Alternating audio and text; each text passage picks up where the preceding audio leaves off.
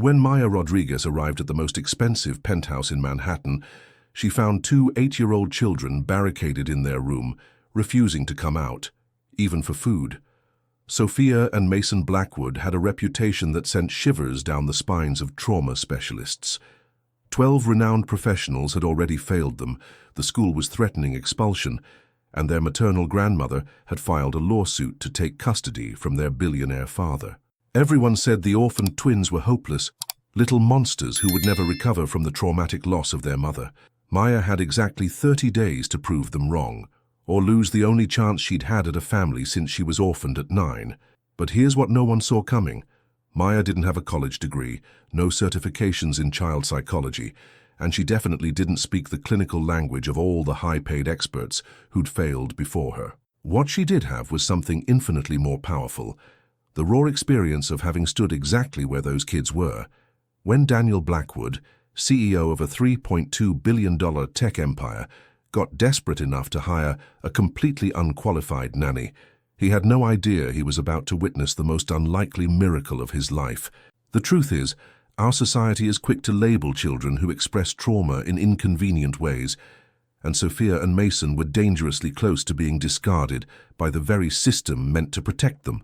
What happened when Maya sat down on that cold hallway floor and started speaking through a locked door wasn't just a story of resilience. It was a masterclass in how real love, endless patience, and deep understanding can resurrect souls everyone else has already written off. Get ready to discover the secret that turned two impossible kids into a living example of emotional healing. And that might just change everything you thought you knew about what truly matters when it comes to mending broken hearts. Maya Rodriguez stood in front of the bulletproof door of the most luxurious penthouse in Manhattan, listening to the sound of furniture being dragged across the floor inside. The doorman had warned her, "The twins have been locked in there for 3 days, ma'am. They won't even come out to eat." She took a deep breath, fully aware of the reputation Sophia and Mason Blackwood carried. Only 8 years old, yet feared by trauma specialists everywhere. 12 highly qualified professionals had tried to help them over the past 10 months, ever since they lost their mother in a tragic accident. Every single one of them had failed, spectacularly. But what set Maya apart wasn't some impressive diploma or fancy technique in child psychology. At 30 years old, she carried something no classroom could teach, the deep scars of someone who had lived the same pain. When she lost her parents in a devastating hurricane at the age of 9, Maya had also barricaded herself in a room at her grandmother's house, trying to keep out a world that felt determined to destroy her. But unlike these kids, she didn't have access to therapists.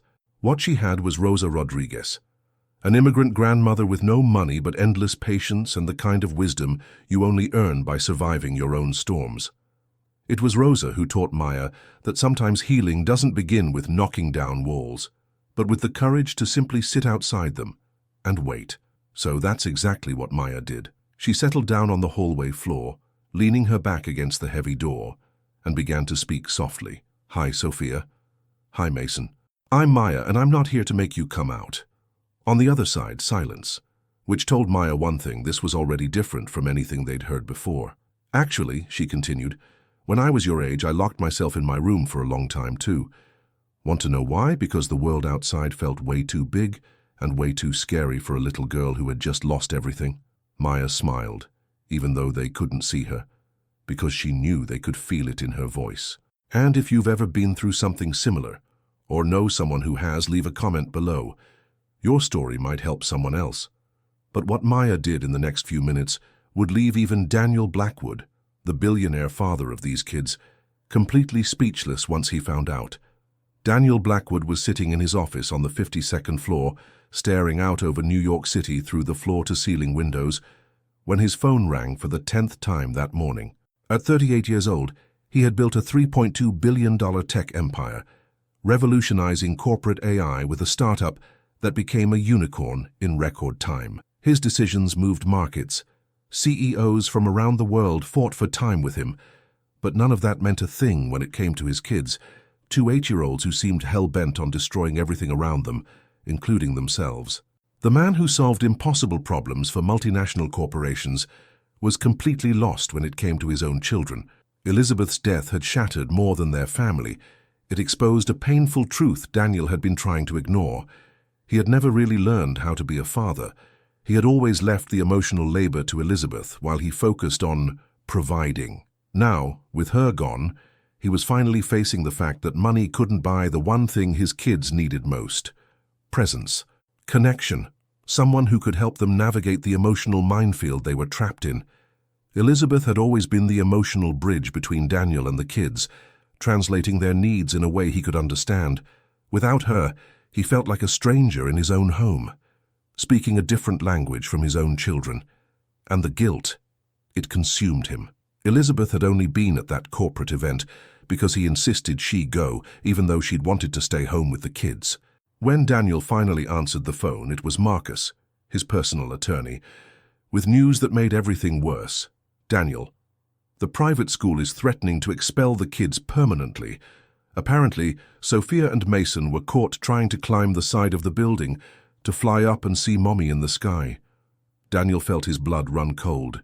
His children were putting themselves in real danger, and he hadn't even seen it coming. "Also," Marcus added, "Elizabeth's family is filing for shared custody. They're claiming emotional neglect and say you're unfit." Daniel hung up the phone with shaking hands, knowing what he had to do.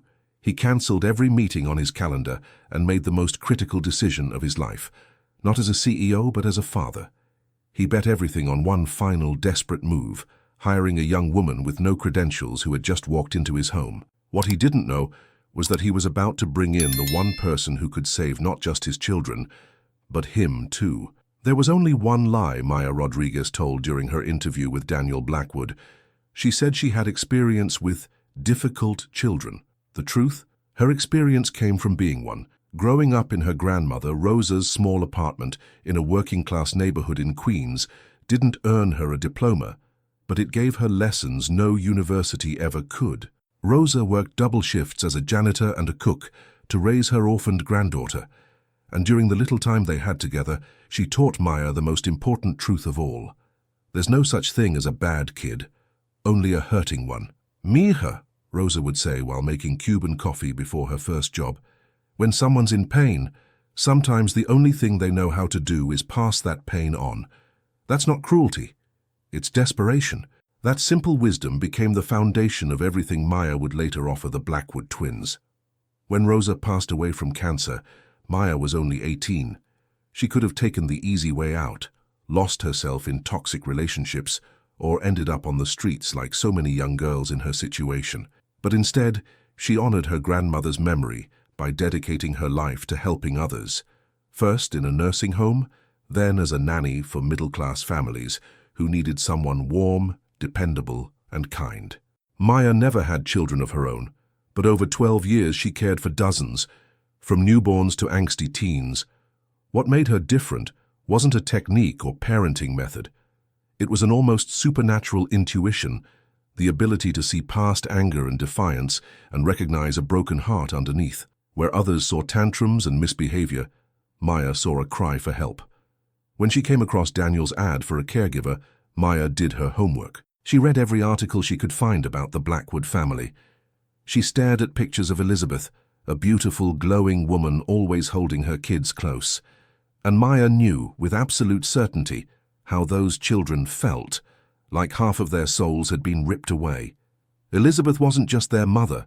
She was their safety, their language of love. And when she died, their world shattered. Maya knew these kids didn't need someone else trying to fix them. They needed someone who could look them in the eyes and say, "You're not broken. You're grieving." And grief, unlike behavioral problems, can't be treated with consequences and timeouts. But Maya had a secret, one she carried like armor. Through her own journey of healing, she'd discovered a powerful truth. Sometimes the people who've been the most broken are the ones most capable of helping others heal. After 2 long hours sitting in the hallway, Maya finally heard a sound, different from the usual banging and dragging. It was crying, not the performative kind kids use for attention, but the quiet, gut-wrenching sobs that come from a heart truly shattered. "Sophia," Maya called softly. "Mason, can I tell you about the worst thing that ever happened to me?" The crying paused, replaced by a silence so sharp it was almost curiosity. She could feel it through the thick door. When I was 9, my parents went out to get ingredients for my birthday cake. It was supposed to be a surprise. I only knew because I caught my mum hiding the recipe under her mattress. Maya paused, letting the words sink in. But they never came home. A hurricane hit that day and their car. Well, sometimes terrible things happen for no reason at all. It was Mason who spoke first, his voice small and haunted through the door. Was it your fault because of the cake? The question hit Maya like a punch to the chest, because she knew exactly where it came from. It was the desperate logic of a child trying to make sense of chaos. For a long time I thought so, Maya answered honestly. I believed that if I hadn't wanted that party, if I hadn't been born at all, they wouldn't have gone out. They'd still be alive. She heard movement inside, probably the twins inching closer to the door. But you know what my grandma taught me? When we lose someone we love, our brains get so confused and scared, they try to find someone to blame, and most of the time, we blame ourselves. Maya smiled, remembering the nights Rosa found her crying in the bathroom, whispering apologies to parents who couldn't hear her anymore. Do you think it's your fault your mom went to that work event? The silence that followed was so heavy, Maya wondered if she'd lost them. Then Sophia's voice broke through, trembling and full of guilt. If we hadn't fought that morning about who got to sit in the front seat, maybe Mom wouldn't have gotten upset. She only went to the event because we stressed her out. Maya felt her heart crack open and start to rebuild. And if we'd told her we loved her before she left instead of being mad, Mason added, maybe she would have driven slower. Maya stood slowly, placing her hand gently on the door, like she could send comfort through the wood. Sophia, Mason, can I tell you the most important secret I've ever learned? She waited for 2 whispered yeses. Love doesn't disappear just because we fought or got mad. Your mum didn't stop loving you because of an argument about a car seat. When the door finally opened, Maya saw 2 small tear-streaked faces. They were red-eyed and trembling, but for the first time in months, there was a spark of hope shining through. What Maya uncovered in the days that followed was even more heartbreaking than she'd imagined. Sophia and Mason weren't just grieving. They were stuck in a dangerous mental loop, unable to process their mother's death in a healthy way. During quiet talks on the penthouse terrace, while tending to a small garden Maya had encouraged them to build together, the twins began to share the heavy weight of guilt they carried. Sophia, always the more verbal of the two, said with a terrifying maturity for an 8-year-old, Maya, we can't be happy or like you because that would be disrespectful to Mommy. If we start to like other people, it means we're forgetting her. Mason nodded solemnly, adding, and if we're happy again, Mommy might think we didn't need her after all. Maya recognized that thinking instantly, because she had lived it. For years, any small moment of joy felt like betrayal. Every smile, every laugh, was punished internally as if it dishonored the people she'd lost. But healing came in the most unexpected way. It happened during a particularly nasty storm that swept through New York one Thursday afternoon. The 3 of them were in the kitchen making cookies when thunder shook the windows, and lightning flashed across the skyline. The kids froze. Storms terrified them. They were a trigger, reminding them of the night their mom died. But instead of trying to distract them or pretend it wasn't happening, Maya did something radical. She sat down on the floor and said, let's be scared together for a few minutes. Sometimes we have to feel fear before we can feel brave. As the rain hammered the glass, Maya shared a story. How her grandma Rosa used to dance salsa in the kitchen during storms, not to ignore the fear, but to show that it was possible to carry grief and joy in the same heart. You know what my abuela used to say? Maya asked, reaching out her hands to them. She said when we dance while thinking of someone we love, we're not forgetting them. We're honoring the gift they gave us, the ability to love, and that's when the magic happened. Mason grabbed her hand and whispered, do you think Mommy would like it if we danced thinking about her? For the first time since Elizabeth's death, the twins smiled. They danced in the kitchen, clumsy and still crying, but understanding now that missing someone didn't mean they had to stop living. Maya explained it simply. Love is like a tree. It doesn't die when we plant new seeds around it. It gets stronger, more beautiful, with more love growing beside it. Then Sophia asked the question that showed just how far they'd come. Maya, if we start to love you too, does that mean we have more love to give Mommy, not less? Maya smiled, her heart full. They had just crossed a vital bridge in their healing. But the world outside wasn't ready to accept that yet. and the phone call Daniel would receive the next morning would threaten to undo everything they'd built together. Margaret Thornfield, headmistress at Riverside Preparatory Academy, was known for running the most elite school in Manhattan with absolute precision. But her call to Daniel that Friday morning was anything but gentle. "Mr. Blackwood, I need to be direct. Sophia and Mason can no longer remain at this institution. Yesterday they were found on the school roof claiming they wanted to send a letter to Mommy in the sky. Our educational psychologists consider this suicidal behavior, and legally we can't keep children here who pose a risk to themselves." Daniel felt his world tilt. Riverside wasn't just a school, it was the golden ticket to the nation's top universities. "Miss Thornfield, they've been making real progress with their new caregiver. If you could just give us a few more weeks." "Mr. Blackwood," she cut him off, "children who scale buildings to talk to the dead need psychiatric care, not a nanny. I strongly suggest institutional treatment." He hung up, his hands shaking. The outside world was determined to label his kids as lost causes. Then came the second blow, just 20 minutes later. His doorman called up. Eleanor Whitman, Elizabeth's mother, was in the lobby with her lawyer demanding an emergency meeting. Eleanor had never forgiven Daniel for the accident. In her grief-twisted mind, it was his fault for insisting Elizabeth attend that corporate event. "Daniel," Eleanor said the moment she stepped inside, her eyes scanning the apartment like she was hunting for evidence of failure. "I'm here for my grandchildren. You clearly can't care for them properly, and they need the stability I can provide." She pulled out a stack of legal documents from her Louis Vuitton bag. "We've filed for emergency custody. We have school reports, testimony from all 12 therapists who failed, and proof your home is unsafe." Daniel flipped through the papers in horror. She had built a case that, taken out of context, actually looked convincing. "And," she added with a venomous smile, "I hired private investigators to look into your new employee. Maya Rodriguez has no formal education, no licenses, and spent her childhood in foster care. Do you really think a woman with that background can care for 2 severely traumatized children?" That's when Maya walked into the room, followed closely by Sophia and Mason, who ran straight into their father's arms.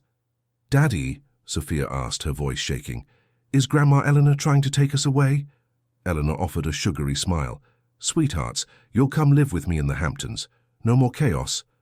But then Mason stepped forward, his voice small but fierce. "We don't want to go, Grandma. We want to stay here with Daddy and Maya. She taught us that it wasn't our fault that Mommy died." Sophia nodded through tears. "And Maya showed us how to talk to Mommy in a way that doesn't scare people. We weren't trying to hurt ourselves on the roof. We just wanted to send a message to Mommy." Eleanor blinked, stunned. This wasn't the chaotic behavior she'd been told about. This was clarity. Healing. Maya knelt beside the twins and looked up at Eleanor with compassion. "Mrs. Whitman, I know you're hurting too. We all lost someone we love. Would you stay for dinner tonight? The kids would love to show you the memorial garden we built for Elizabeth." That invitation, offered with kindness instead of defensiveness, stunned the entire room. And it would become the turning point in everything that came next. Dinner that night turned into something no one expected. Eleanor Whitman, ready to find chaos and disarray, instead sat at a calm table with 2 grandchildren who passed the bread, helped with dishes, and talked openly about their feelings. During dessert, Sophia reached for her grandmother's hand and said, "Grandma, Maya taught us that when we're sad or mad we can talk about it, instead of breaking stuff or hiding. Want to try?" Eleanor, used to controlling every conversation and outcome, found herself caught off guard by the raw sincerity of an 8-year-old. "Actually, sweetheart," she said, her voice shaking, "Grandma is sad. I miss your mommy too. And sometimes when adults are scared, they do things that aren't very kind." Maya stayed quiet, watching Eleanor begin to realize that her legal war wasn't coming from love. It was coming from grief. "Mr. Blackwood," Eleanor finally said to Daniel with a humility he'd never seen in her before, "maybe I acted too quickly. These children, they're not what I expected." That's when Maya made a bold proposal that left everyone speechless. "Mrs. Whitman, what if we tried a 30-day trial? You can be part of our daily life. See how we function as a family. Then decide if you still believe they'd be better off somewhere else." Daniel shot her a look. Was she crazy? She was inviting the woman who wanted to take the kids away to observe their lives up close. But Maya continued, calm and firm. Sophia and Mason deserve to have the adults who love them working together, not fighting each other. And you deserve to see that your son-in-law isn't the man you think he is. Eleanor sat in stunned silence, clearly torn between her anger and what she'd just witnessed. "If I agree," she said slowly, "would you allow an independent child psychologist, one I choose, to evaluate their progress?" Daniel started to protest, but Maya gently touched his arm. "Only if it's a grief specialist, not someone looking for behavioral disorders." Eleanor extended her hand. 30 days, and I want full transparency. I'll be here every day." No one imagined how much those 30 days would change not just Eleanor's opinion, but Daniel's entire understanding of fatherhood. Maya created a rhythm that included Eleanor in everything. Breakfasts, homework help, Central Park walks, and nighttime chats about Elizabeth. For the first time since her daughter's death, Eleanor saw Daniel truly present with his kids, not just checking boxes, but laughing, hugging, listening. One afternoon, while building a pillow fort, Mason looked up and said, "Dad, you're different now. You don't rush so much like you used to." And Daniel finally saw it.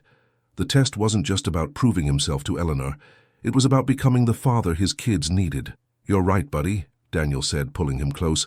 "I was always in a hurry because I was scared. Scared to feel how much I missed your mom. But Maya showed me it's easier to miss someone when you're not doing it alone." What Daniel was about to discover in the weeks ahead would forever reshape how he saw fatherhood and how he saw his own heart. Daniel Blackwood's transformation was quiet, but it ran deep. Over the first 3 weeks of Eleanor's trial period, he began noticing things about his children he'd been too buried in grief and work to see. Sophia had developed a habit of collecting small objects, leaves, drawings, pebbles, just so she could show them to Mommy later. Mason had a nighttime ritual where he'd sit by his mum's photo, whispering details of his day like she was still there, listening. At first, Daniel worried these habits were signs of denial, but Maya helped him understand otherwise. "They're not avoiding reality," she said one night as they walked the terrace after the kids had gone to bed. "They're learning how to carry Elizabeth with them in a way that doesn't paralyze them." It made Daniel realize something painful.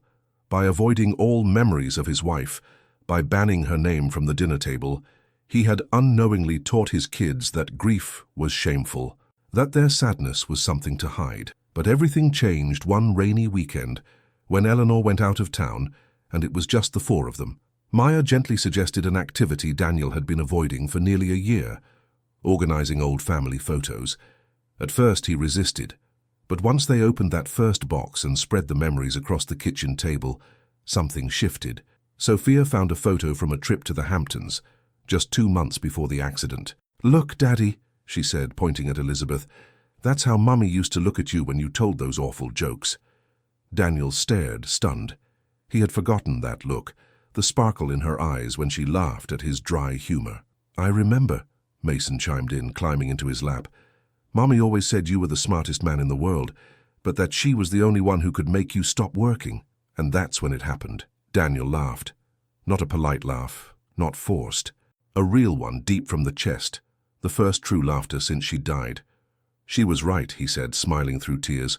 "All she had to do was look at me, and I'd forget every business deal in the world." It was in that moment, surrounded by photo albums, Maya's gentle presence in the kitchen, and 2 kids finally beginning to heal, that Daniel realized something both terrifying and beautiful.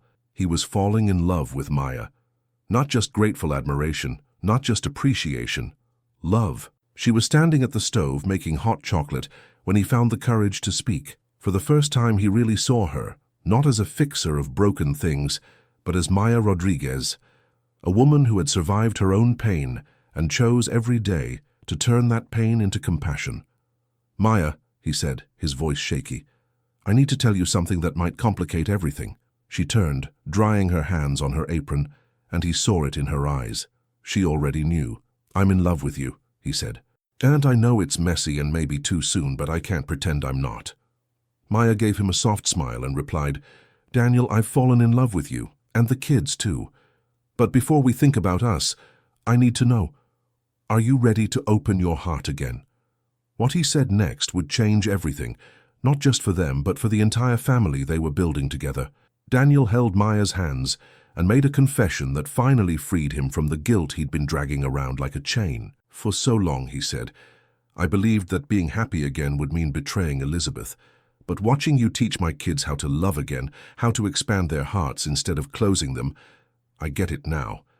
Elizabeth wouldn't want us trapped in grief forever. He looked toward the kids' bedroom window, where soft breathing and nightlights gave the house a peaceful glow. She used to say, if anything ever happened to her, she wanted me to find someone who would love our kids as much as she did. I thought it was just something people say, but now I know she meant it. Maya felt her eyes fill, not from sadness, but from the weight of finally feeling seen.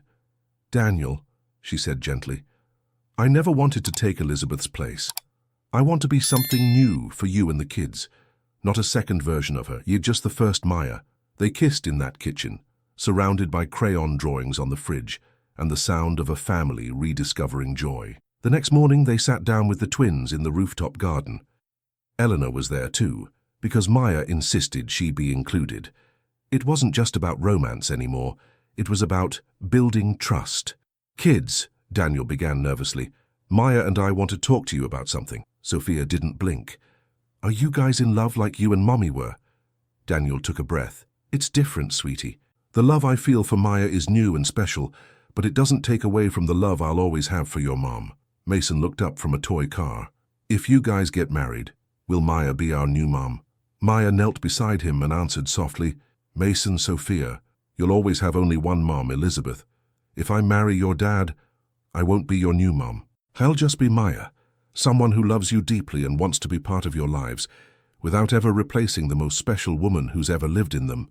Eleanor, who'd been silent until now, added quietly, You know what Grandma thinks. I think your mom picked Maya from heaven to take care of you, because no one else has helped you heal the way she has.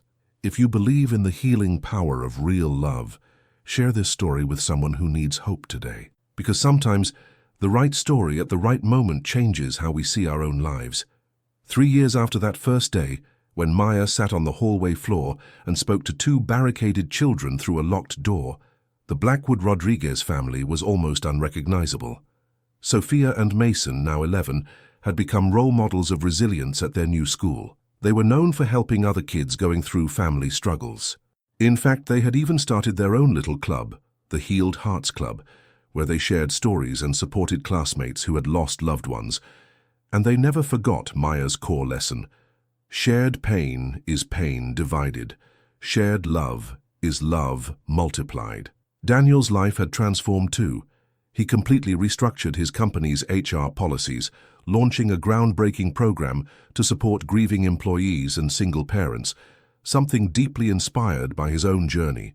Learning to be present for his children hadn't just made him a better father, it made him a better leader, a better man. As for Eleanor, she was now a constant, loving presence in her grandchildren's lives, and she'd become Maya's biggest cheerleader, often telling her friends, that young woman without a degree did more for this family than a dozen experts ever could.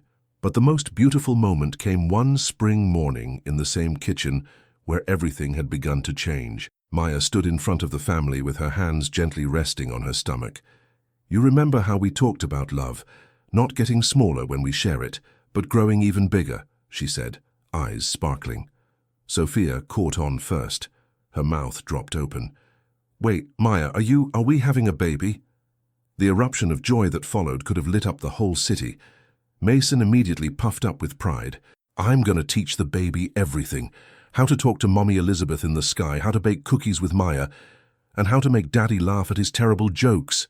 Daniel wrapped his arms around Maya, tears in his eyes, while the kids buzzed with excitement, already making plans to welcome the newest member of their family. You know what this means? Sophia said with the clarity only a child can bring. It means Mommy Elizabeth gets one more grandbaby to love from heaven, and we get one more heart to love here on earth. 6 months later, Isabella Blackwood Rodriguez was born into a home overflowing with multiplied love. Sophia and Mason became the most devoted big siblings any child could ask for, often bringing Isabella to the memorial garden on the terrace to introduce her to Mommy Elizabeth. Daniel, now 42 and a completely different kind of father, embraced every diaper change, every 3 a.m. feeding, every giggle. And Maya. She often looked around the living room, watching her husband dance with their baby, while the older kids tried to outdo each other, making her laugh, and whispered to herself, "We did it, Abuela Rosa. We turned our pain into love, and our love into a family." The story of the unqualified nanny who saved two impossible kids had become something even bigger. Living proof that families are not just built by blood, but by the conscious, brave choice to love, even after your heart's been shattered. And every night as the kids went to sleep, they still whispered "good night" to Elizabeth's photo. But now they always added, "Thanks for sending Maya to us, Mommy. You chose the perfect one." The transformation of the Blackwood twins proves a powerful truth our society too often forgets. Sometimes the people who look least qualified on paper are the very ones who carry the deepest ability to heal wounds no one else can see. Maya Rodriguez didn't need a degree to understand that Sophia and Mason weren't problem children. They were hurting children. And that subtle but essential distinction changed everything. While a dozen experts tried to fix their behavior, Maya chose to mend their hearts. While others saw symptoms to eliminate, she saw pain begging to be understood. But this story isn't just about one remarkable woman saving a broken family. It asks us to reconsider. How many children labeled impossible are really just waiting for someone who speaks their language of grief? How many adults are overlooked because they lack the right papers, despite having the biggest hearts? And how many families fractured by trauma could actually be rebuilt if we stopped trying to fix people and simply started loving them? Maya's journey reminds us that emotional healing isn't a science. It's an art, one that blooms in soil made of patience, empathy, and the courage to see potential where others only see problems. If you know someone going through a tough time with family, share this story with them. If you've ever been judged for your resume instead of your heart, leave a comment below. We see you. And if, like Maya, you believe that love, real, messy, unconditional love, is more powerful than any textbook or theory, hit subscribe and turn on notifications. Because around here we believe that miracles disguised as ordinary people are happening every day. And sometimes all it takes is someone who's willing to sit outside the door and simply say, "I'm here. I'm not giving up on you."